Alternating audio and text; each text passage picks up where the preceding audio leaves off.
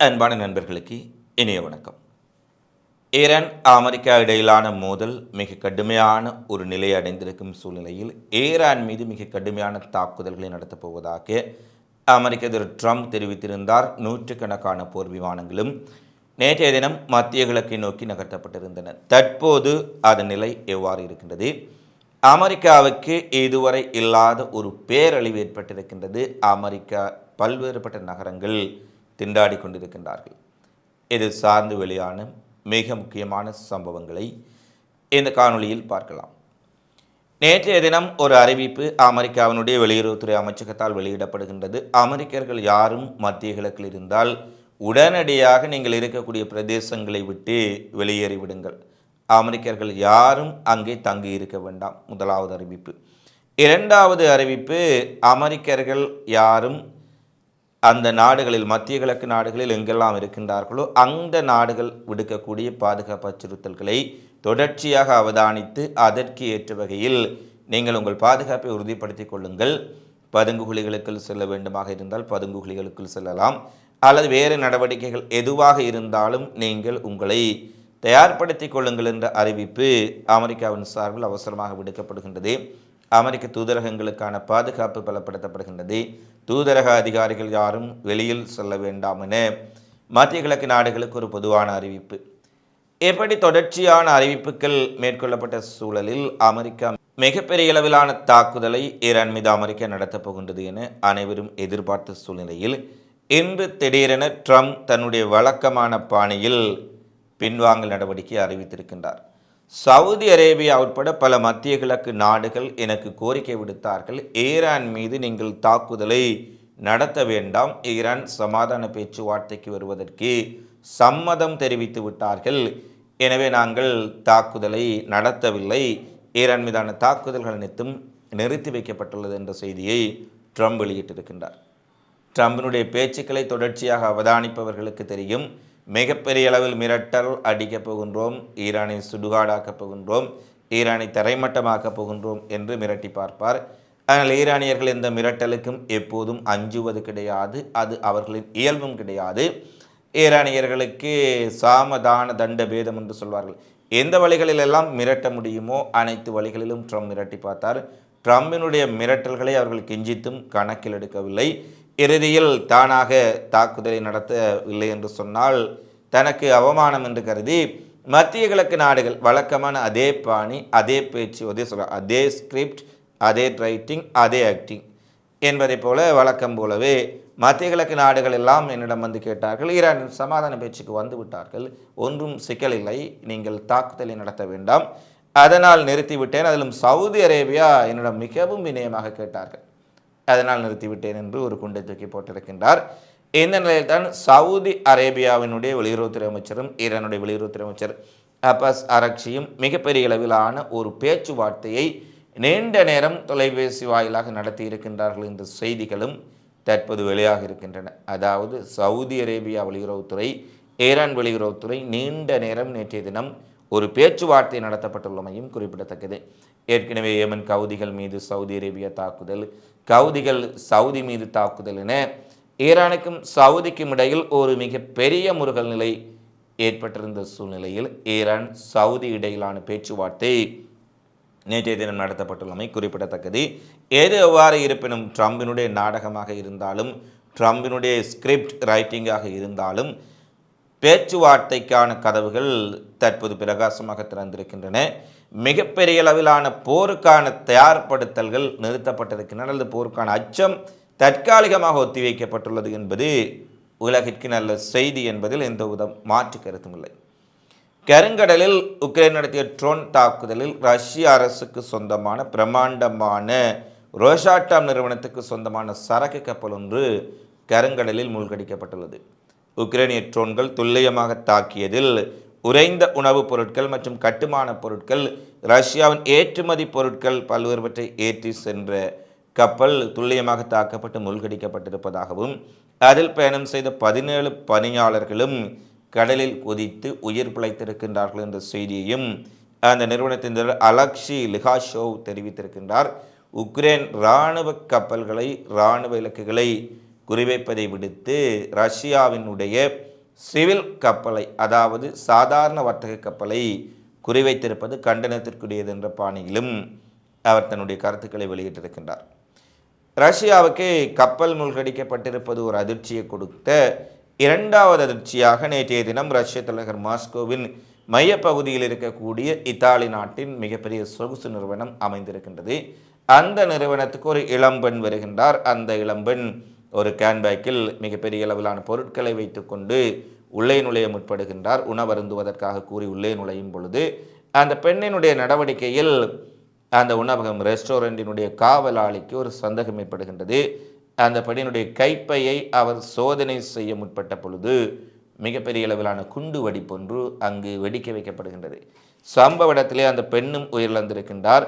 அதைவிட ரஷ்ய குடிமக்கள் 3 பேர் கொல்லப்பட 21 பேர் காயமடைந்திருப்பதாக ரஷ்ய பாதுகாப்பு அமைச்சகம் தெரிவிக்கின்றார்கள். இந்த பெண்ணினுடைய நோக்கம் என்ன, எதற்காக குண்டு வைக்கப்பட்டார், உக்ரைனின் உடைய சார்பில் ரஷ்யாவுக்குள் குண்டு வைப்பதற்காக நடவடிக்கைகளை மேற்கொண்டாரா என்ற கோணத்தில் விசாரணைகள் தீவிரப்படுத்தப்பட்டிருக்கின்றன. ரஷ்ய தலைநகர் மாஸ்கோவில் மிகவும் பாதுகாக்கப்பட்ட ஒரு பகுதிக்குள் ஒரு குண்டுதாரி குண்டுடன் நுழைந்து வெடிக்க வைத்த சம்பவம் ரஷ்யா முழுவதும் பேரதிர்ச்சி ஏற்படுத்தி இருக்கின்றது என்பதில் எந்த மாற்று கருத்தும் இல்லை. ஏனெனில் ரஷ்யாவினுடைய பாதுகாப்பு கோட்பாடுகள் குறித்தும் பாதுகாப்பு நிலைப்பாடுகள் குறித்தும் ரஷ்ய அரசு தீவிரமாக பரிசீலிக்க வேண்டும் என இன்று ரஷ்ய பத்திரிகைகளே எழுத தொடங்கி இருக்கின்றார்கள். அமெரிக்காவுக்கு இதுவரை இல்லாத போரினால் ஏற்கனவே அதிர்ச்சி, ஈரானிய தாக்குதல்களினால் அதிர்ச்சி, ட்ரம்புக்கு எதிராக மக்களினுடைய கிளர்ச்சி நிலை என்பவற்றுக்கு மத்தியில் ட்ரம்ப் அரசுக்கும் ஆளும் அமெரிக்க அரசுக்கு நெருக்கடியாக அமெரிக்காவின் வாஷிங்டன் மாநிலத்தை சுற்றி தீவிரமடைந்திருக்கக்கூடிய காட்டுத்தீ மிக மோசமான பாதிப்புகளை ஏற்படுத்தி வருவதாக அங்கிருந்து வரும் செய்திகள் தெரிவிக்கின்றன. ஈரானை பிடிக்கப் போகின்றோம், ஈராக்கை பிடிக்கப் போகின்றோம், ஈரானினுடைய கெஷம் தீவை பிடிக்கப் போகின்றோம் என்ற ட்ரம்பும் அவருடைய கூட்டாளிகளும் தீவிரமாக இறங்கியிருக்க, காட்டுத்தீ அமெரிக்காவை பிடிக்கப் போகின்றோம் என்று சொல்வதைப் போல மிக வேகமாக 48 மணி நேரத்தில் கட்டுக்கடங்காமல் பல்லாயிரம் ஏக்கர்களை கபலீகரம் செய்து காட்டுத்தீ எரிந்து கொண்டிருப்பதாக அமெரிக்க ஊடகங்கள் செய்தி வெளியிட்டிருக்கின்றார்கள். வாஷிங்டனில் காட்டுத்தீ கட்டுப்படுத்த முடியாத நிலை அடைந்திருப்பதால் அந்த மாநிலத்தினுடைய ஆளுநர் பெர்குஷன் மாநிலம் முழுவதும் உடனடியாக அவசர நிலையை பிரகடனப்படுத்தி இருக்கின்றார். யாரும் வெளிப்புற பகுதிகளில் தீ வைக்க வேண்டாம், தீ வைக்கக்கூடிய பெட்ரோல் டீசல் போன்ற பொருட்களை வெளியிலிருந்து பயன்படுத்த வேண்டாம், மக்கள் விழிப்புடன் இருக்க வேண்டும் என்ற ஒரு அவசர நிலை பிரகடனப்படுத்தப்பட்டிருக்கின்றது. அமெரிக்காவில் தொடர்ச்சியாக 4வது ஆண்டாக நிலவும் மிக கடுமையான வறட்சி, மிக உயர்ந்த வெப்பநிலை, அதிவேக காற்று காரணமாக தீயணைப்பு வீரர்கள் மிகப்பெரிய அளவில் அந்த மாநிலத்தினுடைய அரசு கூறுகின்றார்கள், ஆளுநர் 4000க்கும் மேற்பட்ட தீயணைப்பு வீரர்கள், 16 ஹெலிகாப்டர்கள், 50க்கும் மேற்பட்ட தீயணைப்பு வாகனங்கள் அங்கு கொண்டு செல்லப்பட்ட போதும் கூட தீயை கட்டுப்பாட்டுக்குள் கொண்டு வர முடியவில்லை என்ற ஒரு அதிர்ச்சி செய்தி அங்கே வெளியிடப்படுகின்றது. அதாவது 4வது ஆண்டாக இந்த தீ பரவி வரும் சூழ்நிலையில் கடந்த 48 மணி நேரத்துக்குள் மட்டும் மாநிலம் முழுவதும் 2.5 லட்சம் ஏக்கருக்கும் அதிகமான பரப்பளவு காடுகள் தீயிலிருந்து நாசமாக இருக்கின்றது என்ற அதிர்ச்சி தகவலை அமெரிக்காவினுடைய பாதுகாப்பு அமைச்சகம் விடுத்திருக்கின்றார்கள். நினைத்து பாருங்கள், 2 நாட்களில் 2.5 லட்சம் ஏக்கர் ஹெக்டேர் காடுகள் எரிந்து சாம்பலாக இருக்கின்றது. ஆல் ட்ரெயில்ஸ் ஃபயர் என்று சொல்லக்கூடிய பகுதியும் ஸ்போக்கன் நகரத்தினுடைய பகுதிகளிலும் தீ கட்டுக்கடங்காமல் பரவி வருவதால் அங்கு இருக்கக்கூடிய 4000க்கும் மேற்பட்ட கட்டிடங்களுக்கு உடனடி அச்சுறுத்தல் ஏற்பட்டிருப்பதால் லட்சக்கணக்கான மக்கள் அவசரமாக வெளியேற்றப்பட்டிருக்கின்றார்கள். நகரம் மற்றும் சுற்றியுள்ள குடிநீர் சுத்திகரிப்பு ஆலைகள், கழிவு மேலாண்மை நிலையங்கள், இராணுவ வீரர்களுக்கான மருத்துவமனை போன்றவைகள் முன்னெச்சரிக்கை நடவடிக்கையாக காலி செய்யப்பட்டுள்ளன. அங்கு இருக்கக்கூடிய இராணுவத்தினர் பணியாளர்கள் எல்லாம் வெளியேற்றப்பட்டு வேறு இடங்களில் தங்க வைக்கப்பட்டிருக்கின்றார்கள். 5000க்கும் மேற்பட்ட கட்டடங்கள் உடனடியாக தீயில் கருகக்கூடிய ஆபத்து இருப்பதால் அங்கிருந்த மக்கள், வீடுகள், குடியிருப்புகள், அலுவலகங்கள், அரசு அலுவலகங்கள் எல்லாம் முற்றாக காலி செய்யப்பட்டிருக்கின்றன. அந்த பகுதிகளில் யாரும் இருக்க வேண்டாம், தங்கி இருக்க வேண்டாம், உடனடியாக அந்த பகுதிகளை விட்டு வெளியேற வேண்டும் என்று கூறியிருப்பதால் மக்கள் அந்த பகுதிகளை விட்டு எவ்வளவு வேகமாக தப்பிச் செல்ல முடியுமோ அவ்வளவு வேகமாக அந்த பகுதிகளை காலி செய்துவிட்டு வெளியேற தொடங்கி இருக்கின்றார்கள் என்ற செய்தி வழியாக இருக்கின்றது. உயர் மட்ட அலர்ட், ஹை அலர்ட் விடுக்கப்பட்டிருப்பதால் உஸ்பெகன் நகரத்தின் வடக்கு பகுதி உட்பட பல இடங்களுக்கு உடனே வெளியேறுங்கள், அதாவது கையில் கிடைத்த பொருட்களை எடுத்துக்கொண்டு அங்கிருப்பவர்கள் உடனே வெளியேற வேண்டும் என ஸ்போக்கேன் என்ற நகரத்திற்கும் ஒரு எச்சரிக்கை விடுக்கப்பட்டிருக்கின்றது. அமெரிக்காவினுடைய இராணுவத்தினர், தீயணைப்பு படையினர் மிகப்பெரிய அளவில் தீயணைப்பு நடவடிக்கையில் ஈடுபட்டாலும் கூட தீயை கட்டுப்படுத்தப்படாத சூழ்நிலையில் ஆஸ்திரேலியா தன்னுடைய சிறப்பு தீயணைப்பு படை வீரர்களையும் தீயணைப்பு படை வீரர்கள் பயன்படுத்தக்கூடிய கருவிகளையும் உடனடியாக அனுப்புவதாக அறிவித்திருக்கின்றார்கள். ஆஸ்திரேலியாவுக்கு இந்த காட்டுத்தீயை கட்டுப்படுத்தி இருப்பதில் அல்லது காட்டுத்தீயில் பாதிக்கப்பட்டிருப்பதில் மிகப்பெரிய அனுபவம் கொண்ட தீயணைப்பு படையாக இருப்பதால் அவர்கள் அங்கு வருகை தருவார்கள் என்ற செய்தி வழியாக இருக்கின்றது. எனவே அமெரிக்காவுக்கு இயற்கை தன்னுடைய கோரப்பிடியை தற்போது இறுகப்பற்றி இருக்கின்றது. அமெரிக்க வாஷிங்டனில் ஏற்பட்ட காட்டுத்தீ அடுத்து வரும் நாட்களில் தொடர்ச்சியான கடுமையான காற்று, வெப்பநிலை, ஏதாவது மழை பெய்யக்கூடிய சாத்தியக்கூறுகள் இல்லை. இதனால் இன்னும் மோசமாக பாதிக்கலாம் என்ற அச்சம் அமெரிக்கர்கள் மத்தியில் எழுந்திருக்கின்றது. வாஷிங்டனை சுற்றி இருக்கக்கூடிய நகரங்கள், வனப்பகுதிகளில் இருப்பவர்கள், அதை அண்டையில் வசிக்கக்கூடியவர்கள் அனைவர்களும் மிகப்பெரிய அச்சத்துடனும் அதிர்ச்சியுடனும் இருப்பதாக அங்கிருந்து வரும் செய்திகள் தெரிவிக்கின்றன. ஈரானில் போர், ஈராக்கில் போர், அமெரிக்கா வெனிசுலாவில் போர், கிரீன்லாந்தை கைப்பற்ற போகின்றன. இந்த ட்ரம்ப் அமெரிக்க அதிபராக வந்த நாள் முதல் பல்வேறுபட்ட விடயங்களையும் ஆக்கிரமிப்பு நடவடிக்கைகளையும் குறித்து பேசி கொண்டிருக்கின்றார். ஆனால் இந்த ட்ரம்பினுடைய ஆட்சி காலத்தில் இயற்கை அமெரிக்காவுக்கு ஏதோ கூற வருகின்றது, பல தடவை கூற வருகின்றது, கூறியும் இருக்கின்றது. ஆனால் அவர்கள் இந்த இயற்கையின் உடைய கேள்விகளை அல்லது இயற்கையினுடைய படிப்பினையை இருந்து அவர்கள் ஏதாவது கற்றுக்கொள்ளாவிட்டால் இயற்கை ஒரு நாளில் முற்றாக அனைத்தையும் சம்பவம் செய்துவிடும் என்பதுதான் இங்கே நிதர்சனமான உண்மை.